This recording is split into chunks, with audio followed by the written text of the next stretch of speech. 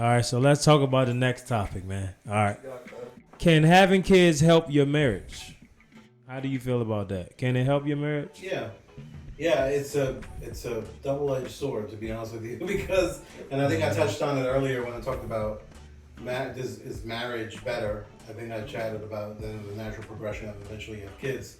A lot like how your marriage will teach you a lot about yourself and loving somebody else and having to be on the same page and learn and be open to different things. And kids also add that extra. Once you're with somebody a couple of years, God willing, and then you have kids, it just adds another, it's part of the equation. And kids teach you a lot about yourself and, having to work with your wife to raise kids and then to be the patriarch of your home, right, of a family, and guide them, and kind of instill in them the values that you have, but also guide them as a godly a father and be a godly husband at the same time. So yeah, I think kids they help your marriage. They also can add a little bit of a challenge because it's something new, another new thing that you and your wife, and your spouse have to kind of take on together. And I remember when we had our first, we didn't have a lot of financially. We weren't as stable as we are today. And it causes some challenges, financially, and just not knowing, right? It's all new to you. When you have your kids, you're learning, and then your wife has a certain way that she wants to raise them. You have a certain way, and you probably never talked about it. If these kids are kind of a surprise, it depends. It all adds additional layers of complexity. But I think in large part, kids, they do help your marriage and they enrich us. Our days, it's kind of a walk in this life and in faith. Say nothing good comes without opposition, right? Yeah. Salvation came with Christ laying it all down, taking his life, and same thing with kids. I mean, that's the best way you can put it. Heck yeah, they're great. Is there struggle? Heck yeah, there's struggle. But it's just part of the game, and the reward of seeing them succeed, grow, learn is worth it. It's really, I'm sure you see in graduation, your kids are close to graduating, just different tiers or whatever marks that people hit in life. Yeah, man, you cherish those milestones. There we go. Yeah. Cherish those moments, man. And it's a beautiful just part of life, and that's what opportunity it is. So the good definitely outweighs the. But there's gonna be struggle. Yeah, I've got a lot of stuff going right now for myself and certain things happening, and there's a lot of movement happening. But honestly, like the biggest thing right now is, it's a new school year, and my son's, what he's going to be doing as far as he's going to be playing recreation. He's going to be playing club soccer. So I'm like, just everything else is just like second kind of thing. Like I just cannot wait to see him play and get on the field and get those opportunities. And my daughter too, just like. It's gonna be her last year in middle school, then she's gonna be in high school. And I'm just like, I can't even. I'm in disbelief that in a year I'll have 2 high schoolers. That's crazy, bro. This is just crashing over me like waves. I'm working every day, going to church, serving the church, and these are the 2 things that are just like, I'm just in shock, and it's awesome and it's exciting and it's scary, bro. And but but it revolves around my kid. I mean, they're the ones living their lives right now, and I'm just like, all I can think about is I can't believe we're here. I'm excited for them, and the clock is ticking because they're 4 or 5 years before they're on to college or something. I mean, that clock don't stop. It went like this. If anything's persistent this time. Yeah. I think that's all great, man. I really feel like 2 things with kids, right? For me, my kids made me grow up and become a man, right? So it provided growth that I needed to be there to support my wife and my kids. But sometimes in today's society, I feel like we can allow kids to get in the middle of our marriage and the focus be taken off of the marriage. We can't live our life and focus just on our kids. Yeah. Our kids came into this world because of our marriage. Yeah.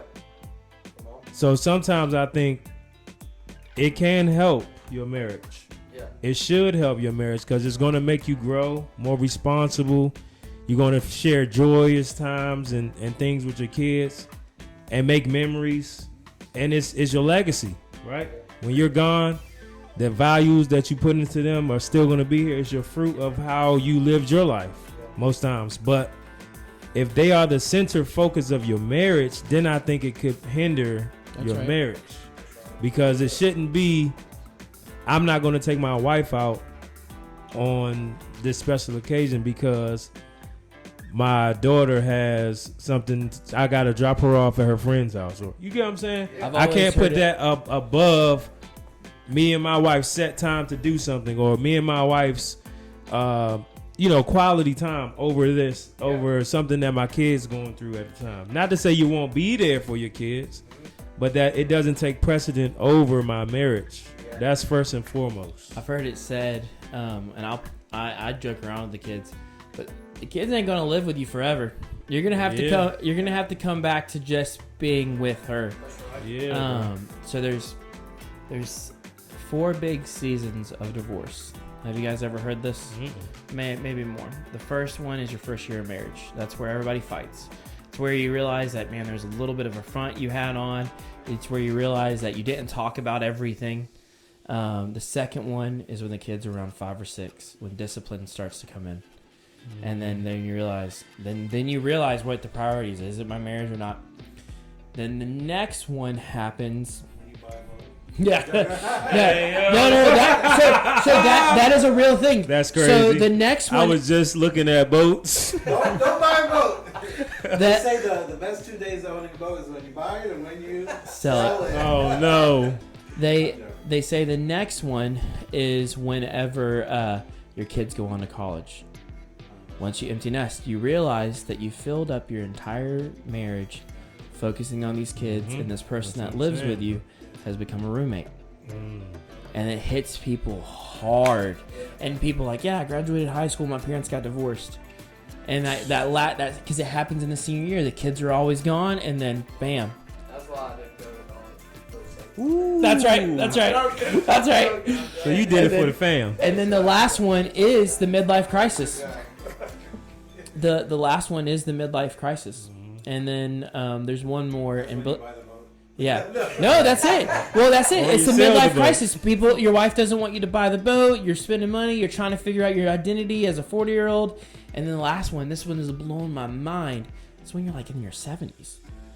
When you're in their 70s, 80s, people, they lose self-control. They start to get angry. They start to have aches and pains. One person might have more aches and pains than the other one.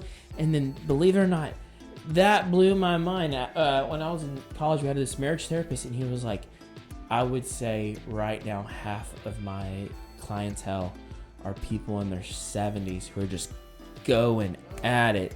And I was like, it's young people and very old people.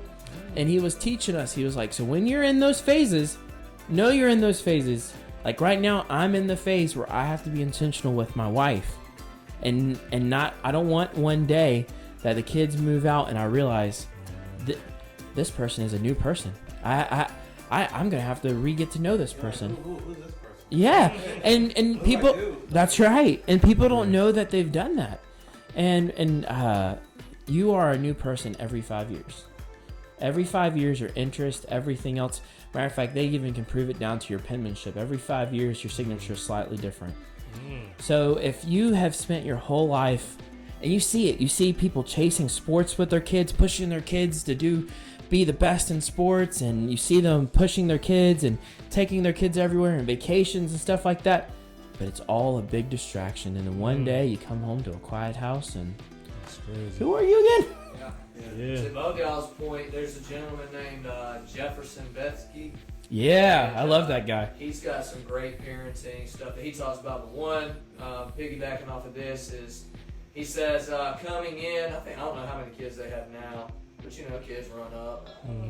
But he always makes it a point to just keep things in order. He always addresses his wife first, gives her a hug, kisses her, and then the kids. So it just kind of keeps that order. Yeah, pretty much. I like that. Yeah, remember the first time Crystal and I, we took I think it was a 3 or 4 day weekend to a resort. It was the first time that we did that. I think the kids, I want to say they were like 7 and 5 or 8 and 7 or something. You know, it was the first time, and it was just weird. Like we were sitting there after having unpacked everything and spending some time on the patio and the deck and having our first dinner that night. We just started eating and we're like, you know, at first it was like, I wonder what the kids are doing or whatever. Yeah. And then after a few minutes, it was like, you know, like I don't know, what do I say? Crazy. No, me and Carolyn went on a date the other day, and we were like, at work, how's, you know, whatever. Gee. It was just like, you know, there was an adjustment period. So I imagine that it's something like that. You know, there's an adjustment period. Yeah. That goes right into my next question. What you got? How much time do you spend with your wife, and is it enough time? not enough. It's not much. Yeah, Not- that's probably uh, hard, bro. I see her for maybe 1 hour a day. No, I'm joking. No, that's a lie. 1 hour? No. We spend Intervention. some time, but yeah, but I think just like Stephen mentioned, we think you always want more, and it's not enough. Yeah. So, because life happens, Yeah.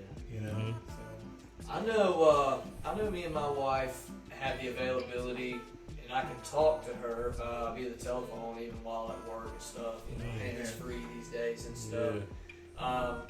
But a personal thing of mine, like what Robbie said today in church, everybody's got the same 24 hours in the day. It's all about you'll make time for what you want to spend time Yeah, bro. and on, right? And this is still, as a 36, fixing to be 37-year-old man, I'm not a great prioritizer. And then when I do ramp up enough, like, all right, and get things bunkered down, I hold on to it a lot, maybe 2 weeks, 3 weeks, you know, before it fizzles out, you know, not circling back and keeping it fresh in my life. But I was just going to say, as far as spending time with the wife, man, those things got to be set up, you know. Can't really just flow through life and expect things to just happen. Like, got to be intentional, make the time. And life has a way of just filling. Hey, bro, saying no. You know, life has a way of filling up all your time. All your time. Busyness ruins every relationship.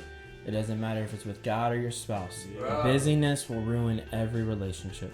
Man, I don't know about you guys, but if I'm honest, like, the amount of time that I just spend at the house instead of on the road running to and fro something, it's I'll use the word alarming. You know what I mean? Like, I it's can not relate crazy. though.